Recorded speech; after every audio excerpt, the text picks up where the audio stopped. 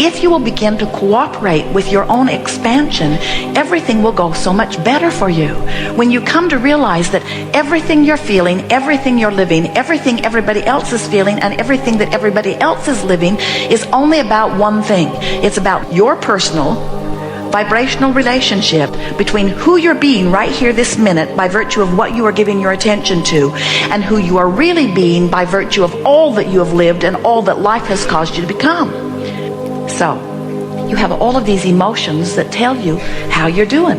When you feel love and joy and appreciation, passion, eagerness, that means the thoughts that you're dominantly thinking are right there in alignment with the thoughts that the source energy within you thinks, and that alignment feels like all of those wonderful things to you. It also is because you are experiencing your unequivocal awareness of your empowerment. That is the embodiment of empowerment. When you line up with who you are and you're offering one signal, you are a stream to reckon with. In other words, everybody around you must cooperate with you, and the uncooperative ones have to bounce right out of your experience because your signal of alignment is so powerful. On the other end of this emotional scale, where feelings like despair or fear are, those feelings are the way you feel when you have for a while activated a vibration within you by virtue of what you give your attention to, and the source energy does not come and join you in that. Isn't that a good thing, that the source energy part of you does not come and join you in that? Well, you say, no, it'd feel better if source would join me down here, wallow with me in my pity party. And we say, think about the navigational systems in your vehicles. Jerry and Esther have several different kinds, but they're all the same, basically. The system knows where they are because of the satellites in the sky and the dishes on their vehicles. They program in their desired destination, and the system calculates a route, tells them how to get from where they are to where they want to be. How would it be if Magellan, as soon as they program in where they want to be, Magellan automatically says, no, I'll just program myself to where you are.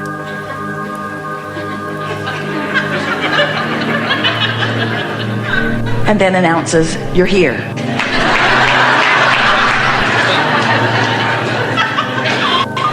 So the source within you is not going to join you. Source within you is always going to stay where you have most expanded yourself to be.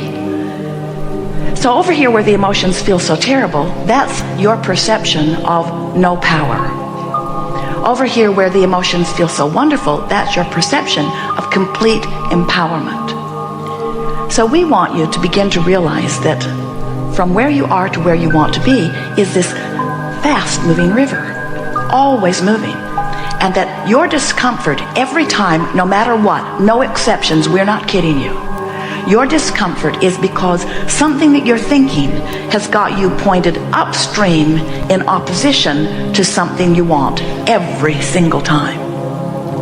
So then our friends who have been listening to us for a while say, oh, I get it. Down there's where my stuff is, up here's where I am. No problem, I'll just turn my boat around, put a motor on it, and get over there. And we say, you've missed the point if you think you have to turn your boat and put a motor on it. The stream will carry you. You don't have to do anything except let go of the oars. If you will let go of the oars, the stream will turn you and take you toward where you want to be. And here's the point we really want you to hear. In the moment that you drop the oars, in the moment that you let go of whatever thought it is that's got you pointed that way, in the moment that you say, oh, never mind, or I'll think about it later, or I don't have to figure this out now, or it isn't as bad as I'm making out it to be, or why am I making such a big deal of this? In the moment that you make those statements to yourself, what happens is you stop the activation that's got you pointed that way, and you begin to turn in the stream. And when you turn in the stream, the relief is obvious, especially if you really, really want something and you're really, really focused against it. In the moment that you stop that, you feel relief. So that's what slumber does for you. When you finally drop off to sleep, you stop that activation, and you know, while you slumber, you turn and go with the flow. And then you wake up and you say, oh yeah, I remember my life. As you turn and go back upstream. When you meditate, when you focus upon something that causes you to stop thinking, and when you stop thinking, you stop all of the activation of that opposite vibration, you turn and you go with the flow. When you appreciate, you always turn and go with the flow. But the tricky thing is, when you're over there feeling really, really bad, and you've got some bright-eyed, bushy-tailed friend over here saying, come over here, come over here, you sort of just want to kill them, because you can't relate to them at all. And the source within you is not going to come over there where you are, but it is going to continue to call you from where you are. Now, this is the thing we really want you to hear. We want you to leave here remembering one thing, only one thing. It's all you need to get from this. The call of Source always sounds and feels like relief to you. So if you are in despair and all of a sudden you get mad, really, really, really mad, you feel better, don't you? Have you ever been depressed and then got full of rage and revenge? Can't you feel yourself taking some of your power back? If you've been watching the news and you are following the story of the most recent gunman, maybe then you're hearing some of the powerlessness that he was feeling. And many people in the world who are watching that are uncomfortable with the fact that he got into that rage and revenge mode and then acted so violently. And we say, if he had in his life been allowed to move from his feeling of powerlessness into rage and revenge naturally, he would have moved right through into less anger and less anger and less anger, into frustration, into hope, into believing, into knowing. In other words, he, like everyone, has a source energy calling him. But when you feel powerless and you are naturally called in the direction of what feels better, and you move into that revenge mode, and then the world stands and says, wait, it's wrong for you to feel that way, it's inappropriate for you to act out in anger, then you just go back to powerlessness. So it's powerlessness, revenge, powerlessness, revenge, powerlessness, revenge. No improvement takes place. Every single person who has ever done anything terrible to any other person is someone well-meaning, wanting with everything that they have to move in the direction of connection with who they are. But they've lost track of their guidance system. They don't know about emotions. They don't know that their emotions are calling them home. And so instead, they're trying to follow the guidance of everybody else that's around them. You learn that early on. When you're little and your mother asks for a certain behavior from you and is pleased when you give it to her and displeased when you don't, she has guided you to get outside of your own guidance system. So now, instead of paying attention to the way you feel, instead of letting your life cause you to expand and feeling your emotions which call you into alignment with who you are, now you're looking to your mother, and it's easy to do. She loves you and she's right there. But then you're looking to another and to another and to another, and then before you know it, there are so many diverse people who want so many different things from you. It's hard for you to know which way to go. If we were talking to someone who was a potential serial killer, like this one at this college, we would be saying, come on into that revenge and keep on coming, keep on coming, keep on coming. And there is no one that we've ever met that could not move in a day or two through revenge right into hope if they knew that they were moving in the direction of coming into alignment with Source. It's a really rare human who understands the journey from sickness to wellness, or from confusion to clarity, or from potential serial killer to an alignment with Source, because it's a rare physical human who will give himself permission to improve his own emotional state and therefore follow his own guidance. It is astonishing that humans have lost track of the basic instinct you were born with that said, good feeling is good. So how do you think you could lose that sense? So easy.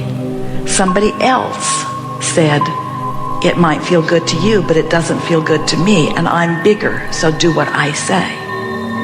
But when you reach this stage of life where you finally acknowledge, I am the boss of me, then you can begin to listen to the guidance that is within you. And you can begin today, if you want to turn in the direction of the feeling of relief.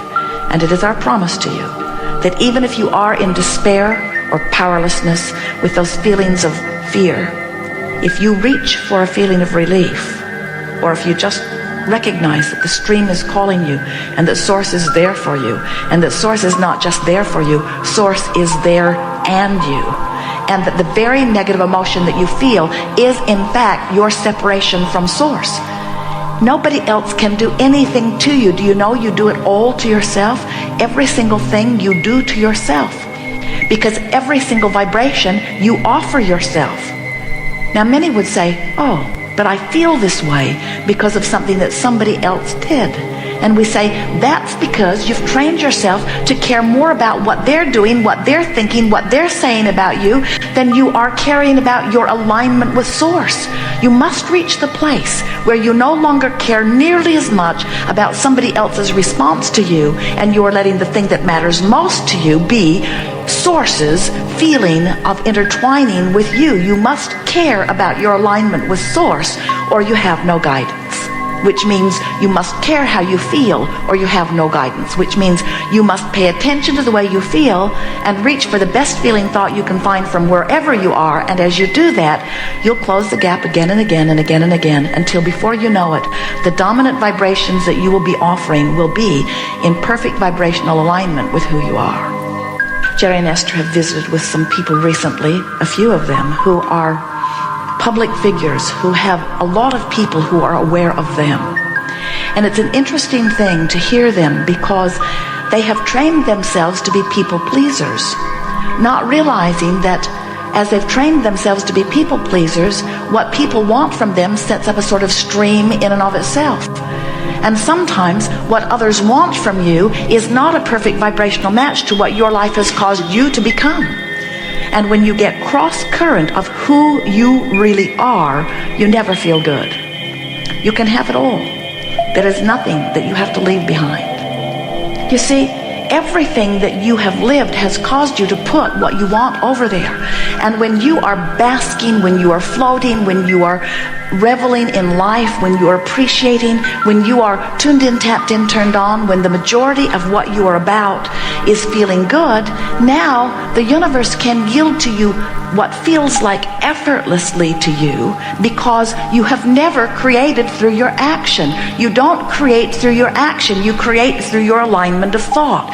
And the way you feel is your indication of whether you're lined up or not.